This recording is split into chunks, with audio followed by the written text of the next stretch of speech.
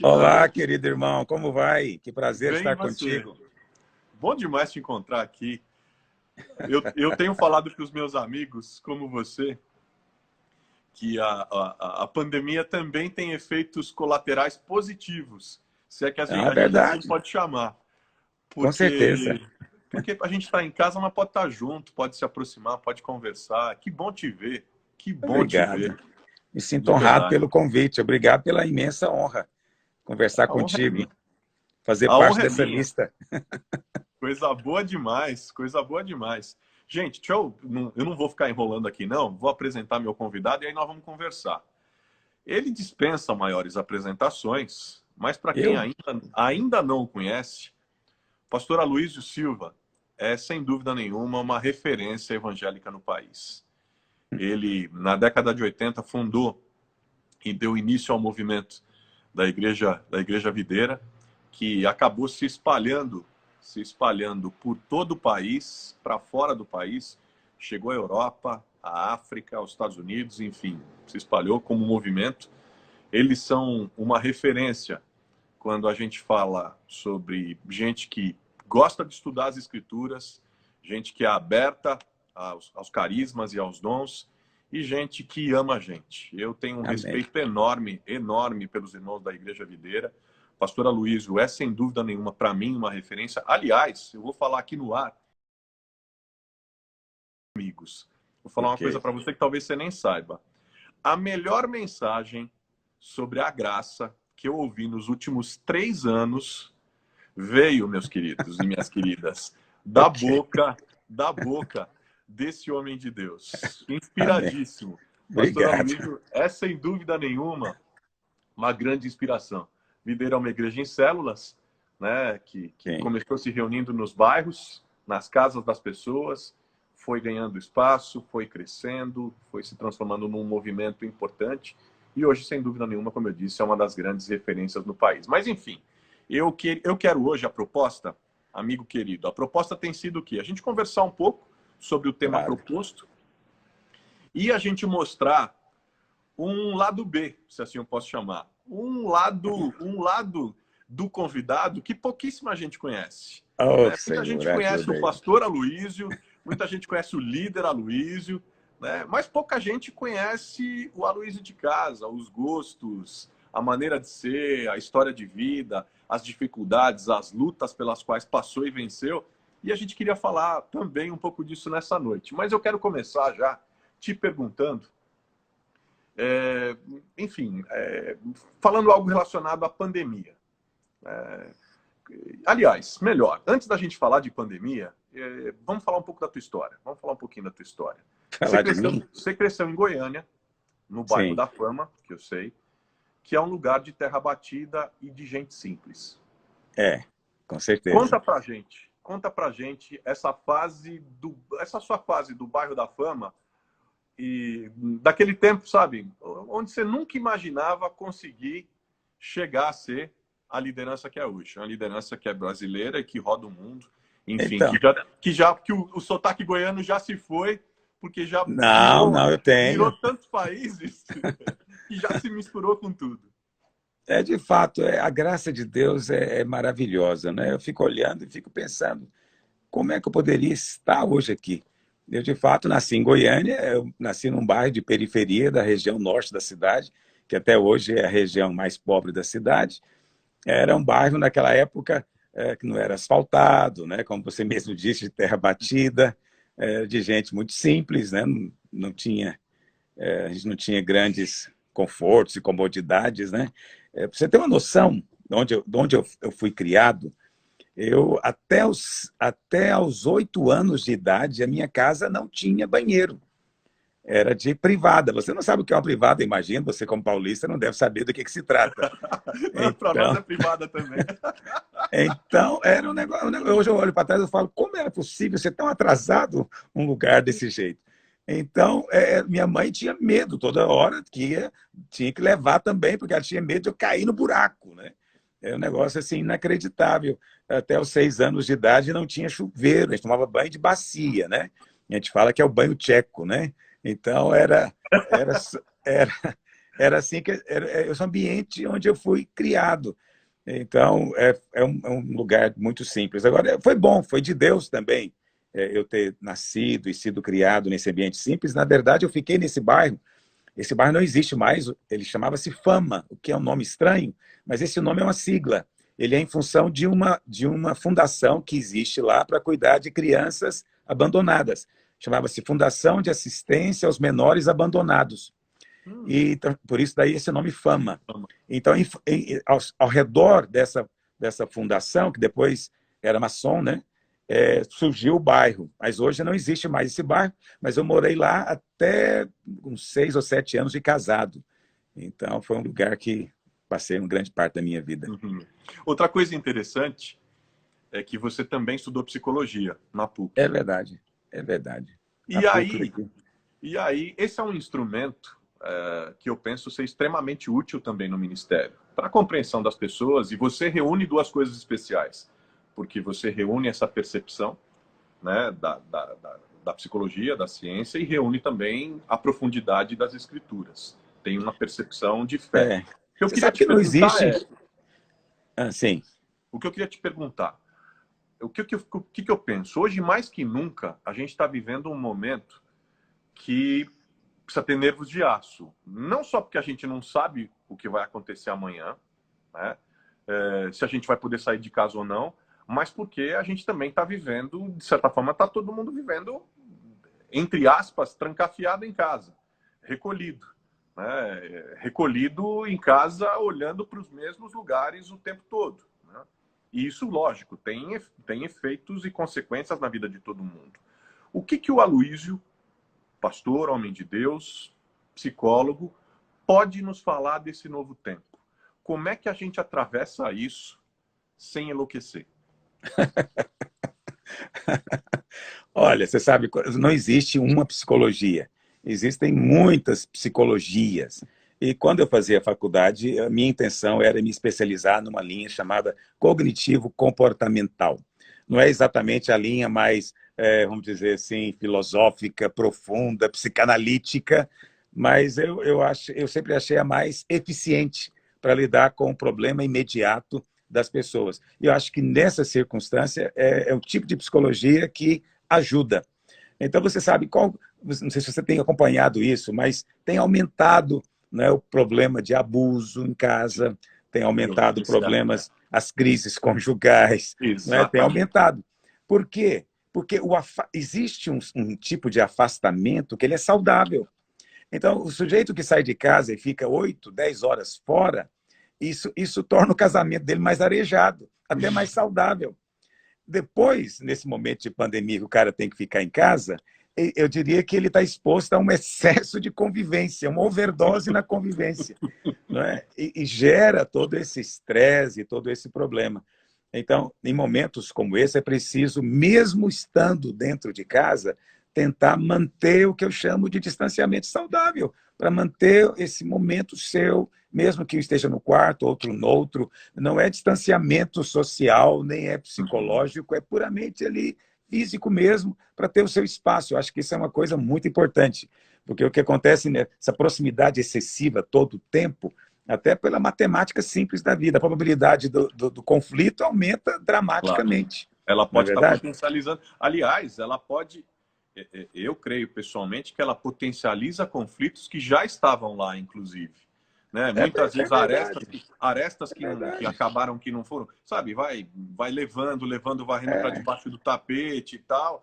Chega um momento que aí, como você bem coloca, quer dizer, você passa a ter um convívio muito mais intenso, essas arestas, aquilo que não foi acertado, com pai, com filho, com mãe, com marido, com esposa, isso potencializa. Aliás, as denúncias de violência doméstica, inacreditável. Estão aumentando para caramba. Mas você sabe, às vezes, não é nem uma questão de aresta que não foi resolvida. É a questão, por exemplo, às vezes o homem não convive com certos aspectos do filho. Entendeu? Então, eu tenho um irmão muito querido, ele estava me contando, ele mora num apartamento de 75 metros quadrados. Então, o garoto dele, que tem 7 anos de idade, coloca um colchonete na sala e ele vem no corredor do apartamento e dá um salto mortal, né, na sala. E ele falando que, como ele ficou tão chocado quando viu a primeira vez isso. Ele fala, mas você faz isso há quanto tempo? Ele fala, não, eu faço isso todo dia. Essa é a minha vida. Só que o pai está fora de casa o dia inteiro. Ele não convive com aquele aspecto do filho, né? E acaba estressando o pai, que fica com medo do menino machucar, não é verdade? Então, assim, é todo tipo de situação. Mas eu vou te dizer, o que eu creio que é mais estressante nessa situação é o medo. Eu sei que Aham. isso tem sido falado, né, exaustivamente na mídia, mas eu vou te dizer uma coisa como homem de Deus. O medo não pode ser tirado com meras racionalizações. Simplesmente dizendo para si mesmo que a probabilidade de você pegar o vírus é de 1 em não sei quantos mil, não vai acalmar sua alma. Entende? Simplesmente dizer que você não conhece ninguém contaminado, ninguém próximo de você foi contaminado, não tira o medo. Então, como homem de Deus, eu preciso dizer para as pessoas que a única coisa que tira o medo é o verdadeiro amor. 1 João 4,18 diz que o verdadeiro amor lança fora o medo. O verdadeiro amor não é o nosso amor. O verdadeiro amor é o amor de Deus. Quando eu sei que eu sou amado e o amor dele por mim é incondicional, não depende do quanto eu mereço, do quanto eu me comporto bem, mas que eu sou aceito incondicionalmente, somente nessa circunstância eu me sinto abrigado, protegido, um refúgio espiritual. Aí você pode ter um descanso de alma, um descanso na sua psique. E a gente tá falando de casa, a gente está falando de casa, está falando dos hábitos familiares, dos novos convívios, enfim, de tudo isso e das consequências, algumas delas positivas, outras delas nem tanto. Mas a igreja também sofre o impacto, né? Está havendo uma Com certeza. reacomodação, está havendo uma readaptação de tudo. Como é que você está vendo? Como é que você está vendo isso? Como é que você acha que as igrejas estão reagindo a essa crise? Olha, é preciso dizer o seguinte: existe aquelas toda crise ela catalisa, ela potencializa coisas, não é verdade? A crise, ela, como você colocou no começo, ela tem sim um lado positivo. Graças a Deus por isso. Então é por causa das crises que se descobrem novas tecnologias, novos medicamentos, novas estratégias, novos condicionamentos e tudo mais. Então a crise tem feito o quê? Agora mesmo, deve ter milhares e milhares de cientistas trabalhando para descobrir uma vacina ou uma cura para o vírus. Mas nesse processo de buscar, eles vão descobrir muito mais coisas. Quer dizer, pode potencializar muito mais. Olha o quanto também não estão aprendendo em termos de psicologia social. Vou ser franco, nunca aconteceu o que está acontecendo. São 3 bilhões de pessoas dentro de casa, no planeta. Isso nunca aconteceu. É uma coisa completamente inédita. Então, tem milhares de estudiosos também, eles estão coletando muito dado. Quer dizer, vai ter um crescimento enorme nessa psicologia social. Isso é o lado positivo. E para a igreja também. Tem o lado óbvio, né? Quer dizer, as igrejas que eram mais resistentes, refratárias, esta coisa da mídia, do meio, né, digital, todas elas entraram, não tem saída.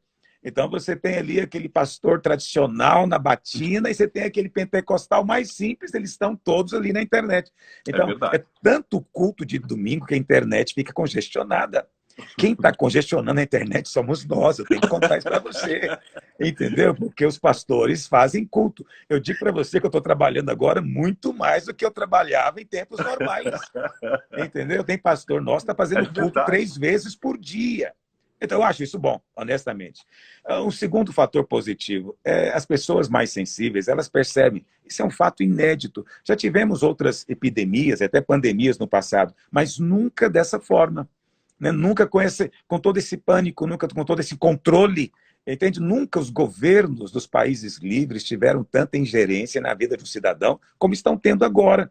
Essas coisas, as pessoas mais sensíveis percebem, tem algo profético no ar. Então, quando um crente começa a olhar para sinais espirituais e ele começa a pensar nas coisas do céu, acredite em mim, isso já está sendo muito bom, já é positivo.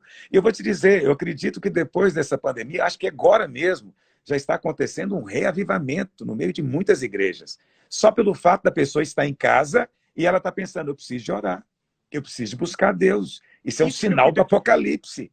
Isso que eu queria te perguntar. No pós-pandemia, se é que a gente pode fazer, sei lá, fazer um exercício aí de olhar para frente, enfim, você é um homem experiente, né? Conhece a igreja no Brasil, conhece a igreja no mundo, né? Conhece muita coisa. O que você acha... Porque, assim, como você estava dizendo, quer dizer, a pandemia é um fato histórico único.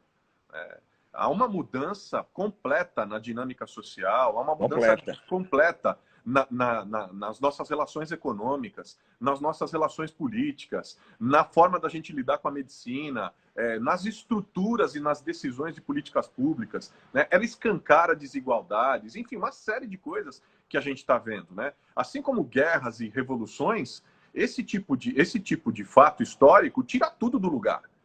Agora, qual você acha que vai ser o futuro das igrejas? Que tipo de igreja vai sobreviver a isso tudo? Qual é a igreja da pós-pandemia, na opinião do Aloysio?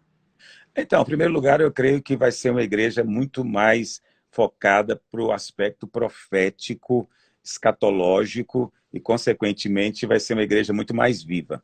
Segunda coisa, todas as igrejas, estão tendo que lidar com um aspecto da crise que as pessoas ou a mídia tentam não falar, que é o quê? Nós estamos enfatizando muito o lado do contágio, da morte, mas também tem a falência, tem o desemprego, tem a fome.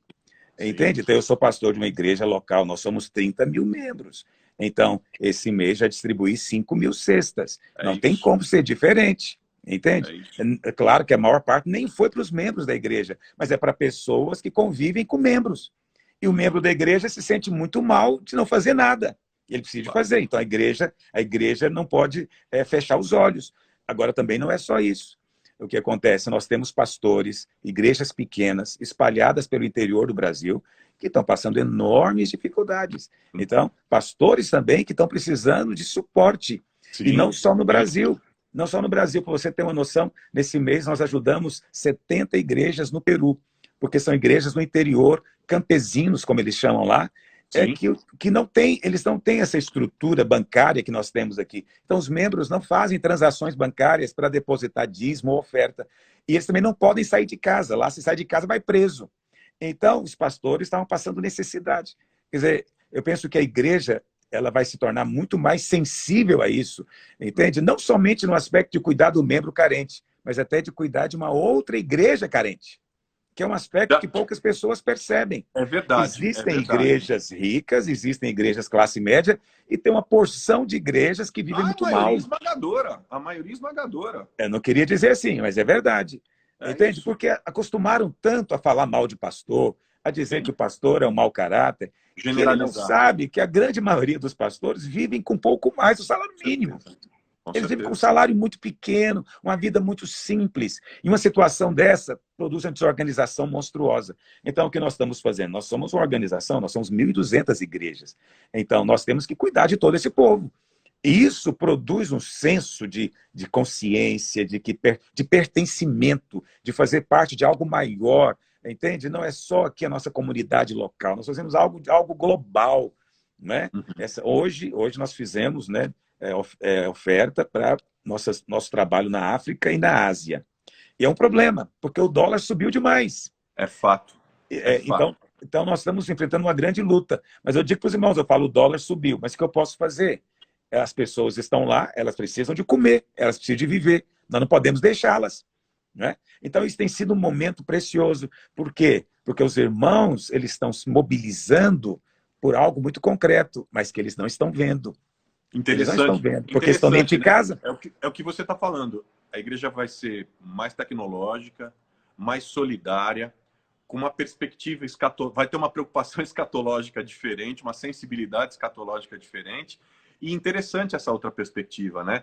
Ela vai fortalecer as redes, ela vai talvez perder essa preocupação muitas vezes exclusivista do seu grupo local para ser muito mais, para ter uma percepção muito mais global, né? Interessante. Agora eu não vou te iludir, vai ter um efeito colateral negativo também num certo aspecto. Qual? Por quê? O que está acontecendo agora é que os membros têm um menu, eles têm um cardápio de pregação monstruoso diante deles. E as comparações se tornam inevitáveis. Então, aquelas igrejas que não têm uma base teológica clara, coerente, entende? Que responde para as pessoas com clareza, que não é simplesmente um dogma, é proibido porque é Aham. proibido. Ó, as coisas ocultas pertencem a Deus, né? Aquelas respostas sempre evasivas, vai ter um problema. Então, essas igrejas vão sofrer, estão sofrendo já. Um outro aspecto, né? Mas é um Nós bom somos um... problema. Eu acho um bom problema. Vai ser bom, É, porque a gente sobe também, ó. Sobe o ok. patamar, entendeu? Sobe o Pois patamar para o pessoal prestar atenção. é isso que eu Caprichado ia não vai dizer. pregar. É isso que eu ia dizer. Infelizmente, eu não acredito que sobe o patamar. Eu acho que sobe os muros. Entende? As pessoas se tornam mais isoladas, e elas proíbem mais o crente de ver, e elas começam a condenar mais ainda quem discorda delas. Então, a divisão torna-se mais acentuada. Esse é um Pode efeito ser. colateral. É perceptível isso. Por quê? Você acha que o Brasil sai mais ou menos crente dessa pandemia? Eu acho que sai mais crente, porque o católico também é um crente, você sabe? O católico, o que eu falo do católico, não aquele que. Eu falo do católico mesmo, aquele que reza, que faz o terço. Ele também tem essa percepção espiritual, entende? Então, eu acho que o Brasil vai sair espiritualizado disso. Eu sei que não é muito o que as pessoas gostam, mas acredito que é muito bom, na verdade, que isso aconteça. Torna as Sim, pessoas não, mais sem dúvida. sensíveis. Eu estou te perguntando isso pelo seguinte: eu não sei qual que é a tua percepção, mas eu me lembro de um fato relativamente recente, que foi o episódio do 11 de setembro, lá nos Estados Unidos. E eu me lembro que, especialmente em Nova York, aquele momento, aquela comoção, aquela crise, aquela tragédia pública. Bom, você também se lembra. Você lembra da quantidade de pessoas, de como as pessoas que estavam completamente. Que só tinham. Agora tudo era absolutamente material, era. Enfim, a preocupação era o aqui, agora e o meu prazer e hedonismo e tal. E aí, de repente, aquilo acontece e mostra a insegurança, né? A falta de controle que As as pessoas têm da igrejas vida, da sua encheram história. repentinamente. E eu me lembro que, você lembra, né? Enfim, o próprio, eu o conheci alguns anos atrás, aliás, ele é uma das minhas referências também, o reverendo Tim Keller.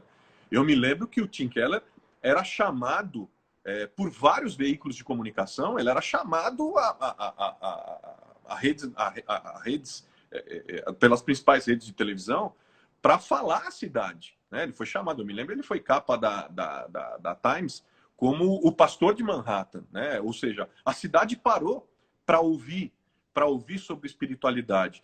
Você acha que, a exemplo disso, você acha que o que pode acontecer no Brasil é de fato as pessoas procurarem mais amparo na espiritualidade, na fé?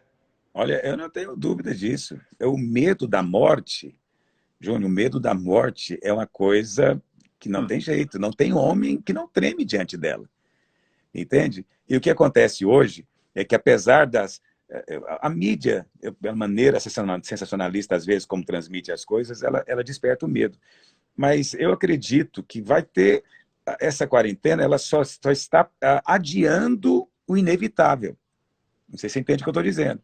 Toda essa quarentena, estou chamando de quarentena, esse isolamento, é simplesmente para que a coisa aconteça devagar, para que o Claro, para sistema que de não saúde exploda o sistema de saúde. Claro. possa atender. Porque seria muito horrível ver pessoas à míngua morrendo na rua, numa Não, maca. Né? aqui em São Paulo, na cidade, na capital, a gente já está no limite. A prefeitura começou a negociar com o sistema privado a possibilidade de ocupação de leitos do serviço privado. Nós temos 2 hospitais de campanha que o prefeito Bruno Covas abriu, um no estádio do Pacaembu, outro no AMB, que estão sendo completamente ocupados. Quer dizer, a gente já tá no limite. Cidade Tiradentes, por exemplo, que é uma região Então, muito pobre no extremo leste, limite total. então Né? você Então, vê que assim, você tem razão. todo, Quer dizer, a gente todo o está trabalho está tentando sendo feito para isso, conter, para conter. conter. Mas, na verdade, não impede a contaminação. Claro, claro. Nós sabemos que esse isolamento não vai impedir. Uma hora as pessoas vão sair de casa e o vírus vai estar por lá. Então, você vê, a diferença entre agora e o 11 de setembro é que o 11 de setembro foi um evento. Foi só um evento. Mas agora não. Agora não é um evento. Entende? É algo que está aí fora. Então, tem pessoas que vão ficar neurotizadas. É outro mundo. Exatamente. Tem gente que vai ficar neurotizado, ele não vai chegar perto de ninguém, entende? Não vai tocar em ninguém. Isso vai durar muito tempo. Teve pessoas, eu preciso dizer isso, são pessoas que são crentes, que eu já conversei e disseram, só volto para a igreja o ano que vem. Não conte comigo esse ano. Entende? Por causa do quê? O medo. Então, Claro. o medo é muito ruim. O medo é muito ruim. O medo tira a sua capacidade de raciocínio lógico, o medo torna você vulnerável às ações de demônios na sua vida. O medo só tem coisa ruim, não tem vantagem no medo. A única coisa que poderia ser vantajoso é se no meio do medo a pessoa clamasse a Deus. Então, se ela olhar para o céu, então pelo menos aquele medo valeu de alguma coisa. Não é? Mas eu estava dizendo essa questão da igreja. Eu creio também, igrejas que são igrejas em célula, como nós somos aqui em Goiânia, Sim, acabam também sofrendo menos, tendo sim, menos claro. dificuldade, porque nós somos uma rede. Aham. Então, é uma rede em todos os aspectos. Então, nós somos uma rede de cuidado mútuo, somos uma rede de discipulado, nós somos uma rede de ensino, de apacentamento. Tudo funciona a partir do grupo pequeno. Então, nós somos uma igreja de 30 mil membros, nós temos quase 5 mil grupos. Esses grupos, eles, no momento, não estão todos reunindo. Por quê? Porque tem muitos anfitriões que são idosos, tem Claro. condomínios que não permitem reuniões, mas eles estão reunindo pela internet. Então, o contato se mantém. Não Não, é é? impressionante. A gente está vivendo a mesma coisa. Aliás, foi até uma experiência interessante hoje. Você está falando isso. Na comunidade a gente também trabalha dessa forma. Você conhece a visão do meu velho e Sim, tal. claro. E o que a gente está percebendo? Hoje eu tive uma amostra disso. A gente recebeu a gente vem articulando doações de cestas para acolher, amparar o maior número possível de famílias que estão vivendo momentos difíceis, né? Não só na nossa comunidade local, mas como na comunidade expandida, no bairro, enfim, na zona da cidade onde a gente está. E foi interessante, porque a gente recebeu uma doação que se confirmou ontem, às 11 horas da noite. Eu falei, bom, agora nós vamos testar, ver como é que esse povo tá, né? E aí a gente acionou os grupos, falando que a gente precisava de pelo menos aí 40, 50 irmãos para a gente poder descarregar uma grande carreta que trazia milhares de cestas. Você não acredita. Eu preocupado, eu falei, amanhã vai ser um problema, amanhã cedo, como é que a gente vai fazer isso? Amanhã, 8 horas da manhã. Chegou lá, Quando eu tinha 10 cheguei vezes lá, mais. cara, eu cheguei lá, tava todo mundo lá. E eles assim, poxa, eu tava esperando a minha oportunidade de servir. Eu tô no meu grupo, a gente tá acolhendo as pessoas, a gente tá trabalhando e tal. É impressionante como isso também É maravilhoso, é tá se maravilhoso. fortalecendo. Mudando um pouco de assunto, pensando um pouco no Aloísio mais jovem. Eu não vou falar no Mais Aloísio jovem? jovem, porque o Aloísio permanece jovem. O Aloísio mais jovem. Ah, já são 55 anos. Lá no final de 98, quando você decide mudar o rumo da sua vida e criar uma igreja com outras bases, num outro formato, com uma outra linguagem. Quais foram, naquela época, as principais dificuldades que você encontrou e por que você achou que havia espaço para uma forma diferente de interagir com os jovens na fé cristã? Então, eu fui ordenado pastor em 88. Então, já tem um bocado de tempo, são 32 anos.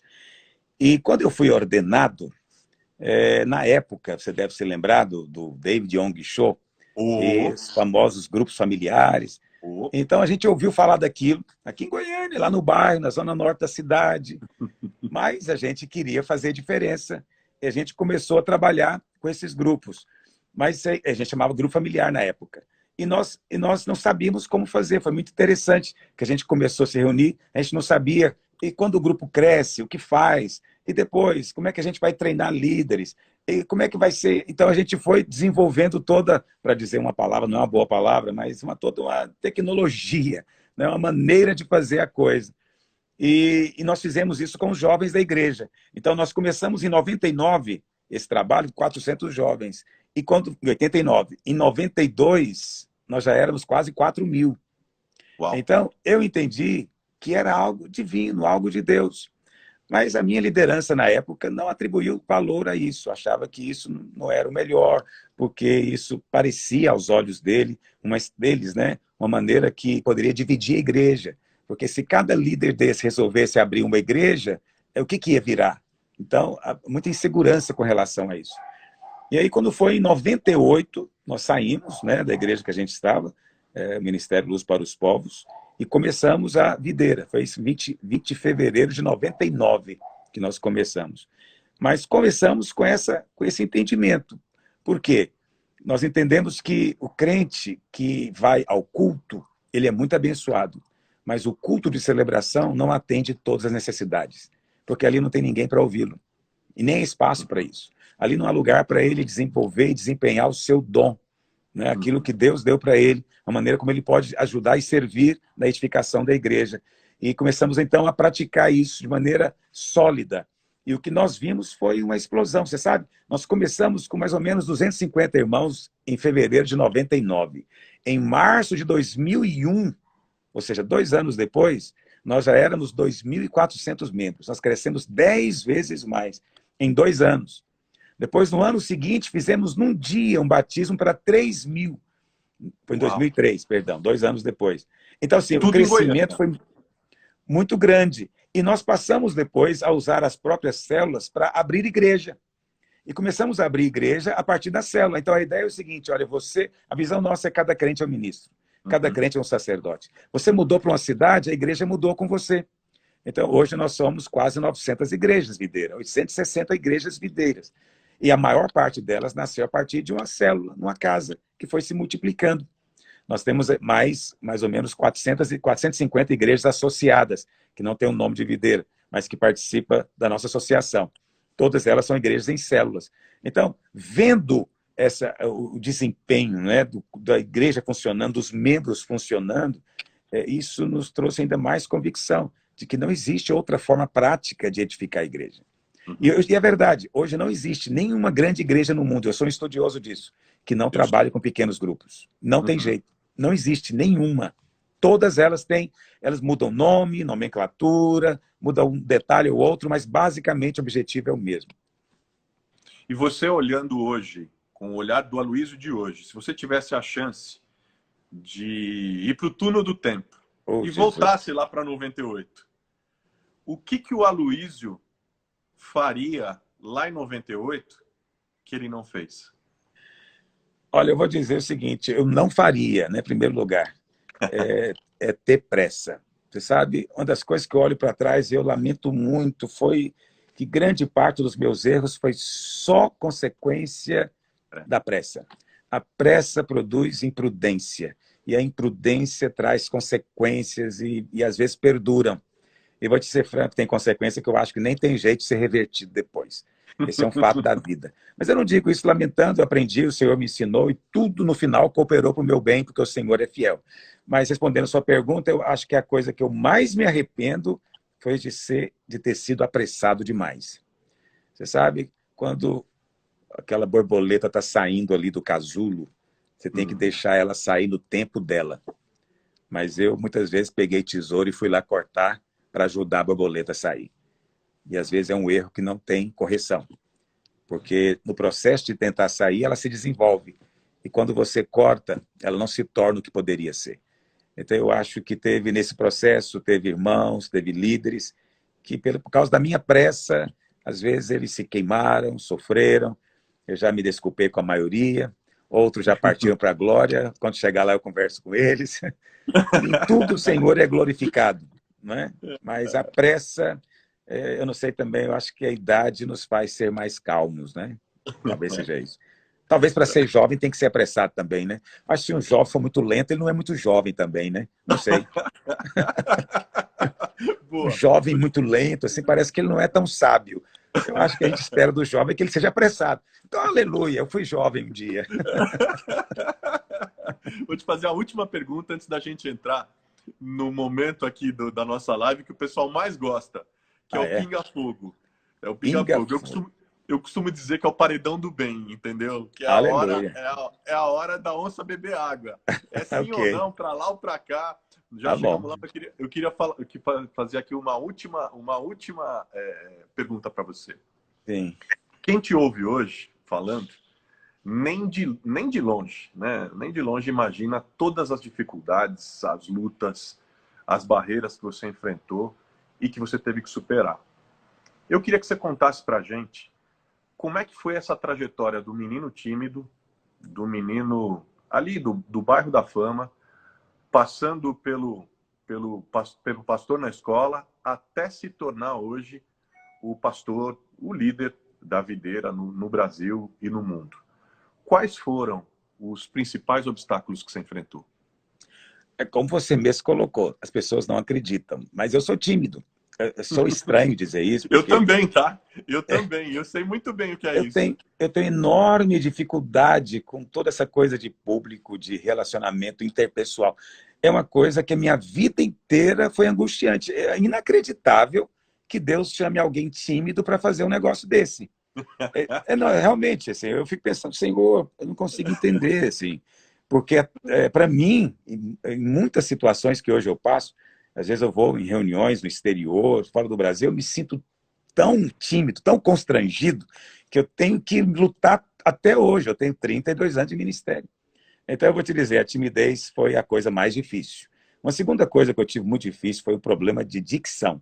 Aí você vê, eu era tímido e tinha problema para falar. Por que, que alguém assim tem que inventar de ser pastor? Por que, que ele não vai ser outra coisa?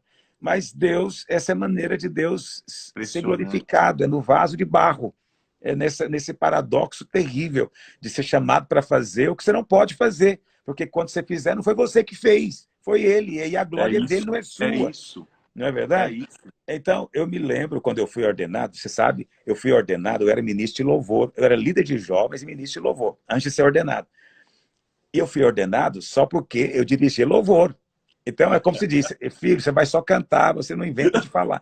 Então, eu não falava, mas eu queria falar. Eu queria falar, mas eles não deixavam eu falar. Então, eu tive que fazer muitos exercícios em casa, porque eu tinha um problema de dislalia, eu falava muito rápido. Então, aquela coisa de conversar com um lápis na boca, eu fazia exercício continuamente, eu me vigiava, e até hoje eu preciso fazer isso. Então, para começar a conversar com você aqui, eu tenho que respirar, me lembrar de falar a palavra inteira, porque se deixar, dispara. É estranho, mas né? É o jeito que Deus faz. Você sabia, você não sabe, porque a gente sabe também. Sabia que o meu velho era gago. É mesmo? Você consegue imaginar o meu pai gago? Não, nem consigo. Estou totalmente perplexo. Cara, ele igual. Deus chamou um cara, do mesmo jeito, um cara gago. A última coisa que se imaginava que ele viesse a ser um pregador do evangelho, ele se converte. E aí, quando ele vive a experiência do batismo com o Espírito Santo, ele se liberta da gagueira, aceita o chamado, vem fazer o seminário, bom, e aí o resto da história você conhece. Mas Deus é especialista em chamar as coisas mais loucas desse mundo para confundir os sábios. E a outra coisa louca foi a minha formação, que não foi teológica. Então, a minha formação foi numa faculdade secular, né? Estudando coisas seculares. Mas então, toda a minha formação teológica é autodidata, eu tive que aprender sozinho. Uau. Então, isso também foi uma luta muito grande, porque as pessoas elas valorizam muito isso, né? Então, elas não tiveram isso em mim. Tiveram que ouvir e checar se o que eu falo é a verdade, não tiveram outra chance.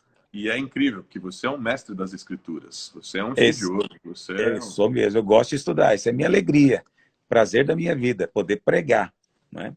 Então, agora eu falo de dificuldades pessoais, agora dificuldades de relacionamento, resistência, oposição, calúnias, infâmias, teve de tudo, os anos foram cheios, me diverti muito. Bom, vamos ao pinga-fogo. Oh, Deus, eu tô com medo desse negócio, é pingar fogo. Todo mundo passou por aqui, fique em paz que sai vivo. Ok. Eu vou abrir aqui os comentários para o pessoal participar também. Tenho certeza que sua fala, seu testemunho, sua história está sendo enriquecedor para muita gente. Oh, mas vamos lá, vamos que vamos. Ok. Pingar fogo não é moleza, tá? Não é moleza, você sabe disso. Vou sentar aqui melhor. Uma que eu fiz para todo mundo que veio, todos os pastores que vieram. John Stott ou Billy Graham? John Stott. Não devia, mas é o que eu sou, fazer o quê? Se converter a Jesus é? Converter a Jesus é você esquecer a lógica do mundo e abraçar a loucura do evangelho. É a loucura de receber sem merecer. Paixão, é? Minha maior paixão é pregar, é abrir a boca e perceber que alguém está recebendo de Deus.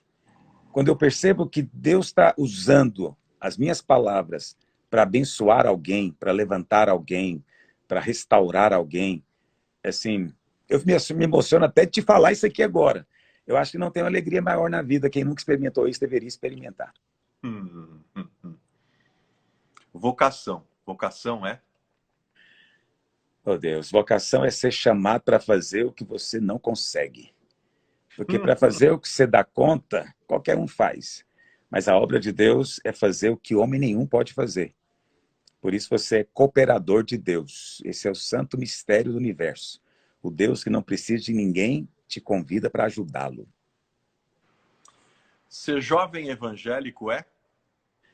Eu acho que ser jovem evangélico é você ir contra a correnteza, não ter medo da opinião alheia, é sustentar nessa geração o testemunho da verdade do evangelho. Por outro lado, uma provocação. Provoque. Ser jovem evangélico alienado é? Um jovem alienado é aquele que carrega nome sem realidade. É aquele que acha que simplesmente frequentar um culto, ser parte de uma religião ou de uma liturgia vai fazer diferença. Esse está alienado de tudo, de Deus e do mundo. Cartografia é? Cartografia. Você sabe que eu sou formado em agrimensura. Sou formado em agrimensura e eu trabalhei como cartógrafo durante 5 anos. Funcionário público concursado. E eu deixei para ser pastor. Então, naquela época, nós fazíamos o trabalho que hoje o Google Maps faz para você em segundos. A gente gastava dias desenhando e fazendo. Impensável imaginar você assim. Impensável. É. Mas eu era um bom cartógrafo. Olha só. Tenho certeza disso. Ministro de louvor é? Você sabe que eu também já fui ministro de louvor, né? Muita Sei. gente hoje não imagina isso, porque minha voz já acabou, porque de tanto gritar, ela é rachada. Todo mundo que me ouve pensa que tem um pigarro, né? Não tem pigarro nenhum na garganta, é porque a corda vocal, ela ficou assim, né? Mas o ministro de louvor é aquele que serve de inspiração para que outros também tenham fome do Senhor. Você sabe aquela pessoa que come com a boca gostosa? Esse é o ministro de louvor, dá vontade de comer também. O bom ministro de louvor é assim. Falar muito rápido é? Oh, Jesus, é a pior coisa da vida. Porque falar muito rápido significa que você tem um raciocínio muito rápido, mas a natureza está em outra frequência e você tem que abaixar o seu. Você já falou um pouquinho, mas eu vou voltar a lembrar isso. Você foi ordenado porque cantava, não porque pregava. Fato ou feito? Pois é, fato. Eu fico triste, né? Porque eu gosto muito de ser conhecido como pregador. Mas eu fui ordenado para cantar, para dirigir louvor. Que coisa, né? A Inglaterra te lembra? A Inglaterra tem um lugar especial, porque eu morei minha vida inteira aqui em Goiânia, mas eu passei 1 ano na Inglaterra. Eu ganhei uma bolsa para estudar inglês, né? Fui para lá e foi, com certeza, um dos melhores anos da minha vida, para mim e para minha família. Foi muito bom. Não só o fato de estudar o inglês, mas foi também um ano sabático. Aonde foi? Que cidade? Nós ficamos em Bournemouth, fica no sul da Inglaterra, perto de Southampton. Cine Fátima e bacalhau com batata são? Aleluia. São lembranças muito antigas. Você sabe, quando eu morava num bairro simples, mas lá tinha um cinema. Ninguém acredita nessas coisas, não é? Mas tinha um cinema. Porque na década de 60, 50 e 60, era normal as pessoas irem no cinema, não é? Muito mais até do que hoje, porque a televisão não era em toda casa. Sim. Quando meu bairro tinha um cinema, e lá, durante a Semana Santa, eles passavam o filme da vida de Jesus de graça, todo ano. Na Páscoa era de graça. E a minha avó nos levava para assistir. E eu penso que foi vendo um desses filmes que eu acabei me convertendo. E muito cedo, mesmo sem saber nada a respeito de evangélico, de nada disso, eu já tinha um relacionamento com Deus. Aos 10 anos, eu já tinha lido o Novo Testamento. E aos 11, já tinha lido uma segunda vez. Me converti aos 12, eu já conhecia o Novo Testamento mais do que os filhos dos crentes. Porque o Senhor tinha colocado essa vocação em mim. E toda Semana Santa a gente comia bacalhau com batata na casa da minha avó. E eu tenho um carinho muito especial por esse bacalhau com batata. Pastel do japonês ou empada do Mercado Central? Jesus da glória, você andou fazendo investigação da minha vida. É. Olha, quando eu era criança, bem criança mesmo, né? Meu pai me levava no Mercado Central para comer empada. Então, essa é uma coisa que ficou gravada na memória gustativa, entende? Então, eu, de vez em quando, vou... A todas as grandes cidades do Brasil tem um Mercado Central, como é em São Paulo, e essa coisa de ter empada, não sei como é empada em São Paulo, mas empada aqui para o goiano é como um patrimônio aqui. Então, a empadinha de frango com azeitona dentro é sagrada, né? Mas também gosto muito de um pastel de feira. Então, sábado de manhã, normalmente eu vou para a feira comer um pastel e eu como pastel feito pelo mesmo pasteleiro desde quando eu era criança. Ele até hoje fabrica o pastel e eu como o pastel dele e sempre digo, é o melhor do mundo. É um dos meus vícios. Aliás, um dos meus... A gente não acha fora do Brasil, é uma tristeza. Agora, o que eu gosto, talvez você não vai gostar. Eu gosto do pastel de carne, obviamente, clássico, mas eu gosto do pastel de guariroba. Então, não sei. Não sei nem se você conhece a guariroba. Como bom paulistano, você sabe que ainda não consigo encarar. A guariroba é o palmito amargo. E eu toda segunda-feira na minha casa, eu sou um sujeito de hábitos, não vou negar. Toda segunda-feira, aqui a empregada faz para mim frango com piqui e guariroba. Eu como toda segunda-feira, é sagrado. E se te servirem uma salada de repolho com pimentão, qual que vai ser sua cara? Jesus da glória. Você sabe, eu sou um cara que come de tudo. Eu como de tudo. Mas eu tenho um problema com repolho cru e pimentão cru. Não dá para encarar. Eu não sei se é porque lá na adolescência, na juventude, a gente fazia os retiros de jovens e era um negócio muito mal feito a comida. A gente comia salada de repolho com pimentão. Não sei o que aconteceu, mas eu tenho uma aversão a isso. A gente falou do Mercado Central, e por falar no Mercado Central, o que o Mercado Central em dias chuvosos te lembra? Pois é, rapaz, eu tenho uma memória para algumas coisas, né? Eu não sei por quê, mas comer dia chuvoso, para mim, inspira comer certas coisas. Eu acho que não é só eu, acho que todo goiano. Então, aqui amanheceu chovendo, as pamonharias elas vão ficar lotadas e não vai ter pamonha para vender. E eu sinto também vontade de comer empada. Entende? É uma coisa engraçada, porque todas as vezes que eu me lembro comendo empada no Mercado Central, estava chovendo. Eu não consigo entender por que disso. Olha só. Era um mistério. Que interessante. Música, Tu És Fiel ou Nos Braços do Pai? Olha, essa música Tu És Fiel é uma... Você sabe, tem música que eu nem canto muito, sabe por quê? Para não gastar. Você sabe que música gasta. Né? É verdade. Você ouve demais, você fala, não aguento mais ouvir essa... Eu não aguento mais. Então, tem música que eu nem canto muito. Essa é uma delas, porque eu sempre canto nos momentos cruciais, que eu descanso na fidelidade da palavra de Deus. Ele é fiel, ele está no controle e ele cuida de nós.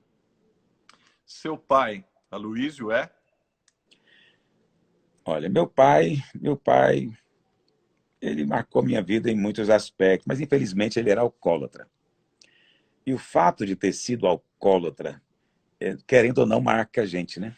Marca a gente. Então, quando eu tinha 6 anos, minha mãe separou-se dele. Não condeno nem ele, nem ela. Eu entendo perfeitamente a dificuldade do convívio nessa circunstância. Mas meu pai era muito afetuoso. Apesar disso, ele era muito, muito afetuoso. Então, ele procurava estar perto da gente. Mas o alcoolismo foi chegando a níveis assim, que ele nem ficava sóbrio mais. Então, ele ia na escola atrás da gente, bêbado. Então, isso criou um problema muito grande para mim durante muito tempo, que eu tive que superar. E foi tão interessante porque eu fiz uma promessa para mim mesmo, porque eu comecei a sentir vergonha do meu pai. Porque ele chegava a beber de cair na rua. É uma coisa assim, muito difícil para um filho isso.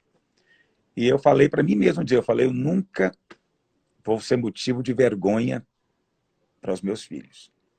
E foi tão interessante isso, porque eu me casei, tive 2 filhas, e um dia eu descobri que a minha filha estava tendo bullying na escola, porque ela era filha do pastor Aloísio. E professores dela estavam expondo, colocando ela numa situação constrangedora, porque ela era filha do pastor. E a minha filha ficou chateada de ser filha do pastor naquele momento. Eu me lembrei do meu pai. Eu falei, puxa vida, vê que coisa. Eu me esforcei para nunca ser dificuldade para ela. Eu vim para o outro lado, e desse lado, ainda assim, ela foi testada. Cada um é testado de uma maneira. É preciso ser aprovado diante de Deus. Viver sem propósito é? Viver sem propósito é você não compreender o chamamento de Deus na sua vida. Todos nós temos um chamamento. E quando eu comecei nosso trabalho, lá do bairro da Fama, você pode falar, o que uma igreja no bairro pobre da cidade, de gente simples, cresceu tanto? Porque, eu não sei por que também te explicar, mas havia em nós não somente o desejo de que aquele pessoal prosperasse, que eles tivessem uma vida melhor, mas mais do que isso, é que eles realizassem algo na vida, que tivesse um propósito. Eu estou aqui para quê? Eu estou aqui para ajudar como? Eu vou cooperar como? Qual vai ser a minha marca? E isso foi o que nos moveu no ministério, no início. Identidade e propósito. Identidade e propósito. Era o que nos marcava naquele começo. De certa maneira, marca até hoje, né? Escuta, deixa eu falar uma coisa. O papo tá incrível. E eu acho que já acabou o nosso tempo. Pela reação do pessoal, assim, as pessoas estão amando aquilo que você está falando, coisas que você está revelando, a maneira com a qual você está inspirando.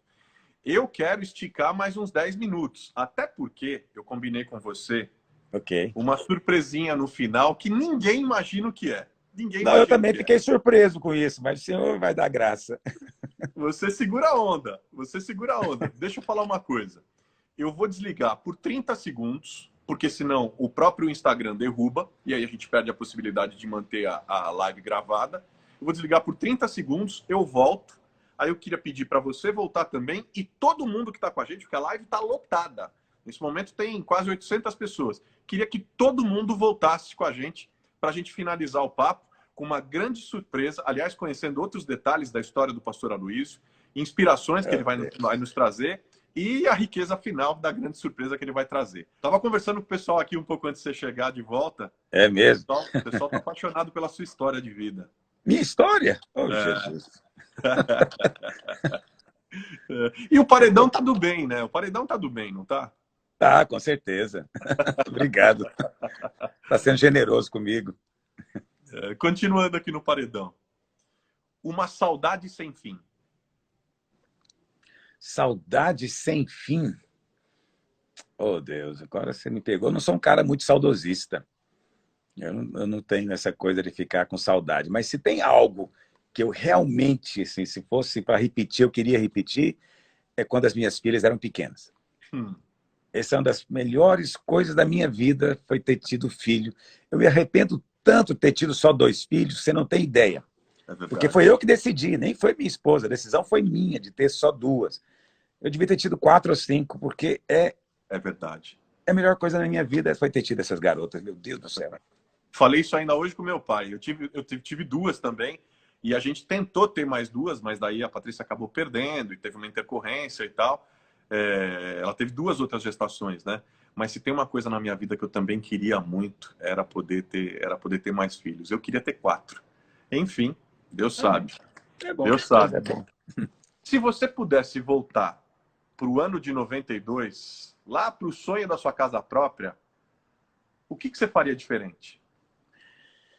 Rapaz, você sabe, né? Porque você está falando aí a data, né?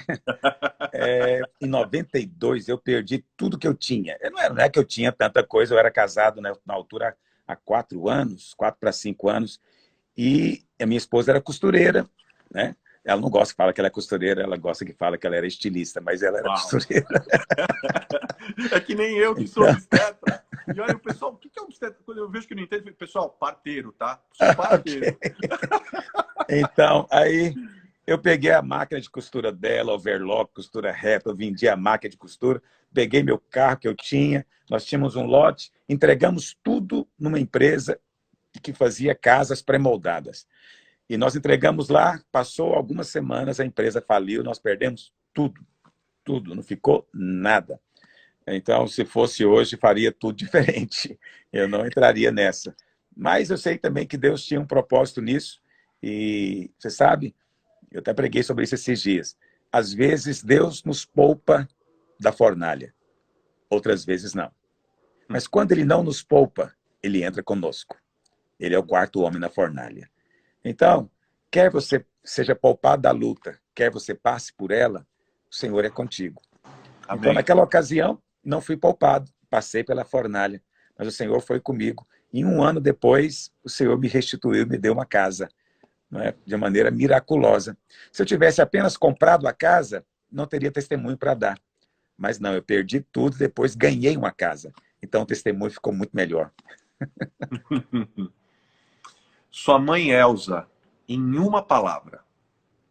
Minha mãe é uma guerreira, uma vencedora. E eu admiro ela, é uma pessoa muito preciosa. Mas você sabe, tem uma coisa que ela me ensinou.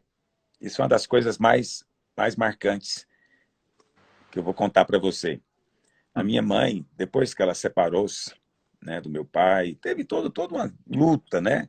Naquela época, isso foi muitos anos atrás, né, quase 50 anos atrás, nem existia divórcio no Brasil. Sim.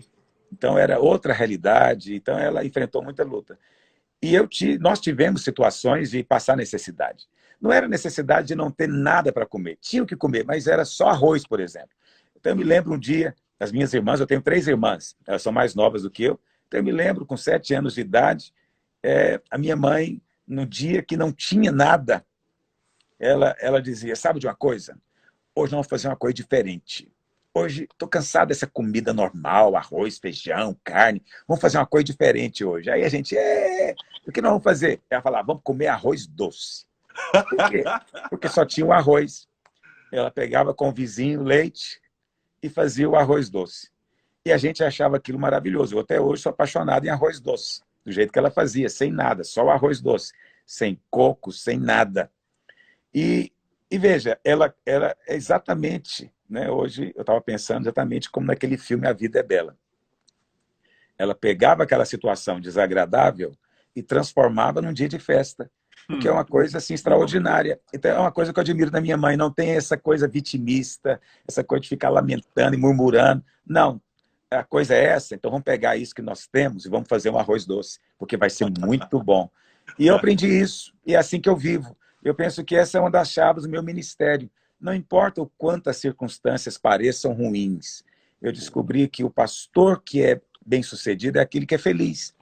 Entende? Deus me deu isso, então é com isso que nós vamos. E isso vai ser a nossa festa. E sabe que Deus se alegra com isso? Acho que Deus gosta disso. E minha mãe me ensinou isso, mas ela não ensinou querendo ensinar. Ela apenas viveu isso. E eu percebi. E tomei para mim. Né? Isso me poupou de muita coisa, muito sofrimento desnecessário. Né? Me ensinou a passar pelas circunstâncias numa postura positiva. Arroz doce é comida ou é inspiração para você?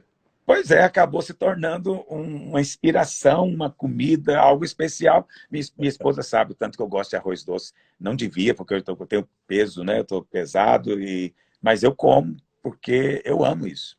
E ela sabe, tem que ser puro, não pode ter coco, nem leite condensado, nem nada.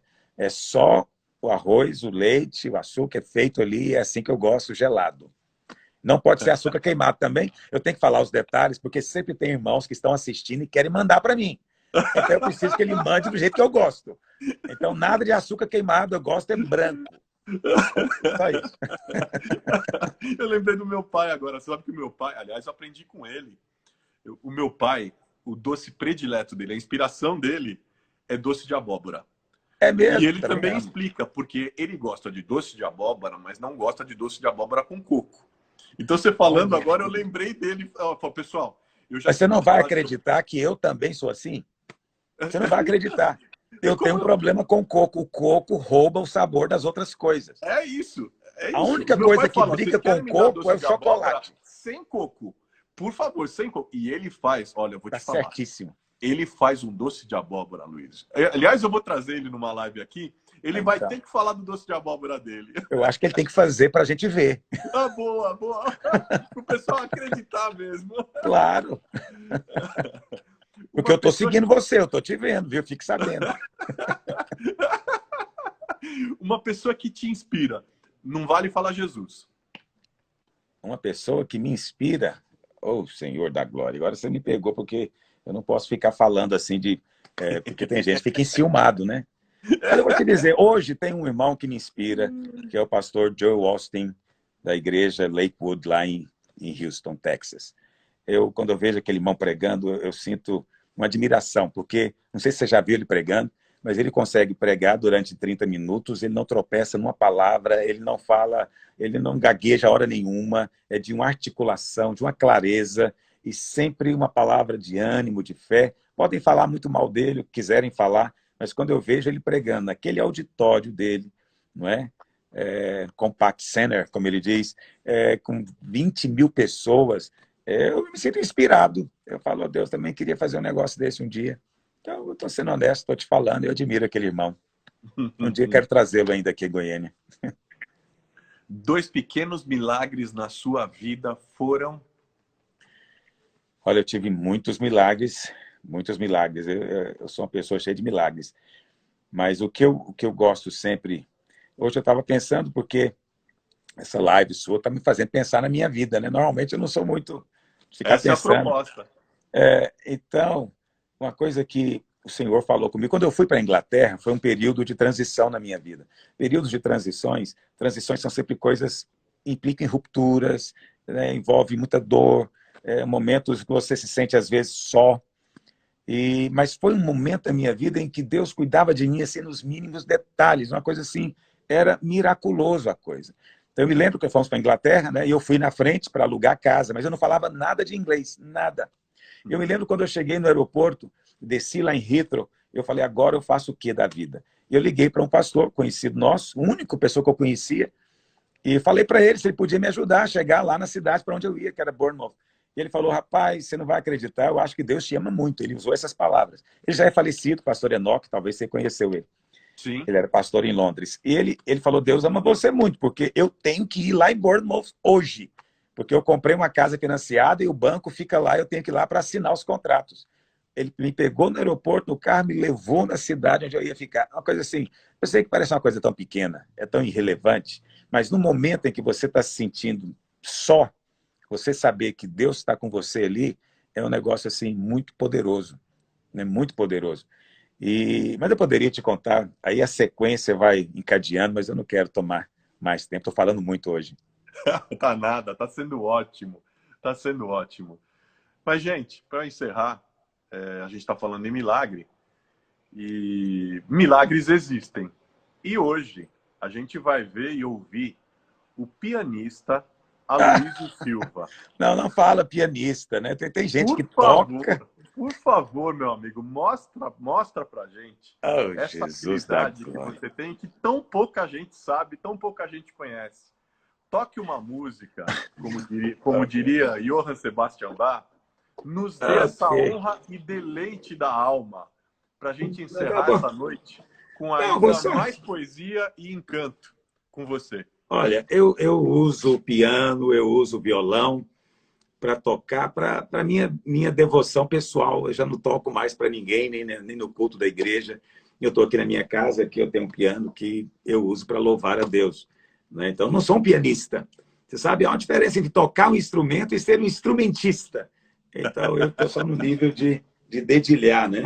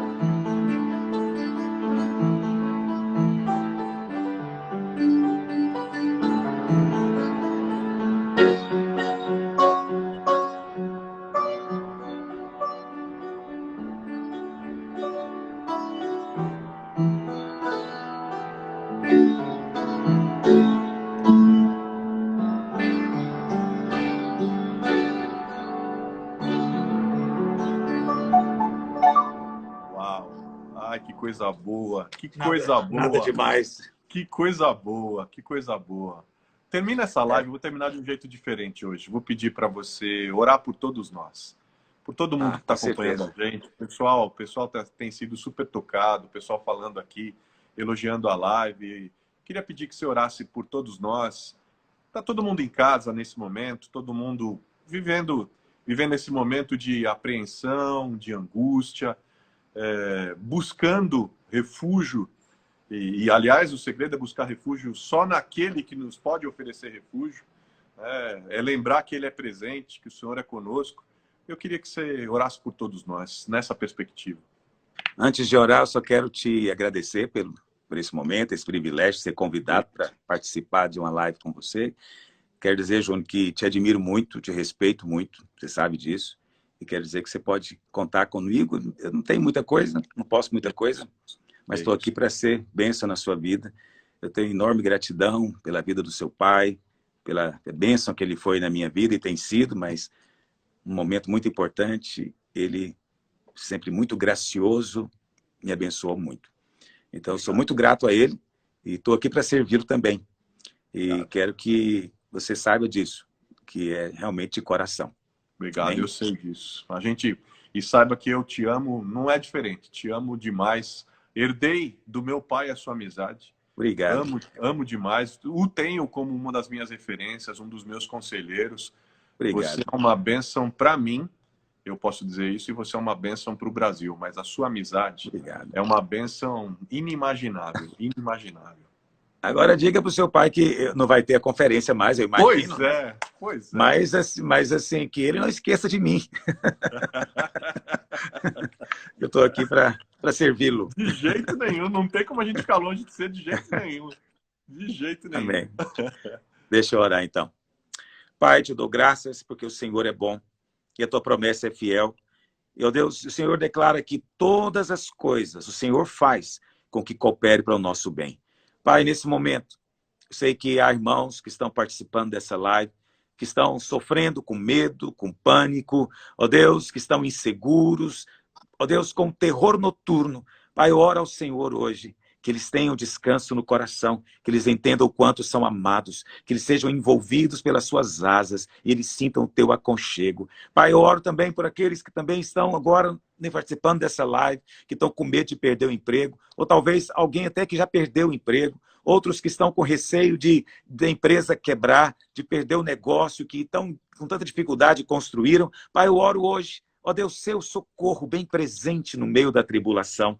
Pai Santo, que este que precisa desse emprego seja guardado. Pai, mas se porventura o Senhor quer que ele passe pelo fogo, entra com ele na fornalha, seja o quarto homem ali a livrá-lo, ó Deus, e que ele veja os teus milagres e livramentos no meio da luta. Pai, eu oro ao Senhor hoje, que esse tempo de pandemia e de pestilência seja tempo de milagres do céu, milagres de suprimento, milagres de proteção, de livramento, mas também milagres, ó Deus, de cura. Milagres, ó Deus, de afofar a cama daquele que porventura está agora nos ouvindo, está sofrendo com essa gripe. Ó Deus, nós oramos hoje, livra-o do mal, livra-o do mal, sustenta-os nas tuas mãos, porque nós descansamos em ti, confiamos na tua graça, no teu amor, que é sobre nós e é incondicional. Em nome de Jesus. Amém e amém.